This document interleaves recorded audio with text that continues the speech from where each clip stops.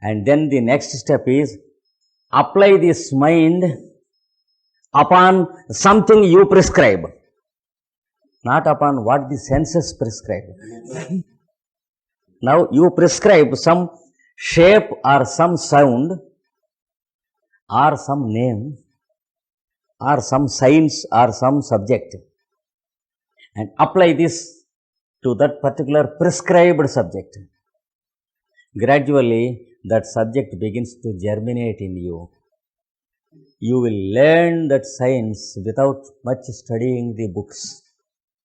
That is what is called the sixth step. It is called dharana. Pratyahara is called absorption and dharana is called contemplation. Suppose you apply it to the candle. The candle exists in the mind with all the light. You can keep the candle burning as long as you want. And you can know how to make the candle and the contents of the candle by applying like that. What is the formula of the chemicals of the candle? And how to make it?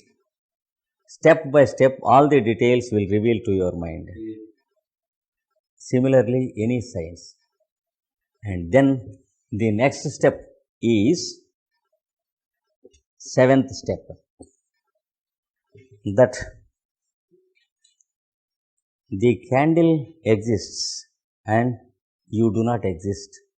That is, the observer does not exist to himself. Only the object exists. To the total absence of the observer, the object only exists. That is called dhyana or meditation. This is meditation. Closing the eyes is not meditation. When the object of meditation exists, to the total absence and disappearance of the meditator from the mind. That is called dhyana or meditation. Then the next step. The candle exists and no other thing exists. Other thing means the observer and the object of observation. There is no other thing, there is only one thing existing. Upon any subject you project your mind. The mind stands upon that subject because of the sixth step. And you will disappear from your perception and the object exists because of the seventh step. That is the only way how to know the Lord omnipresent. When more than one thing exists in the mind, how can the mind know the one existence?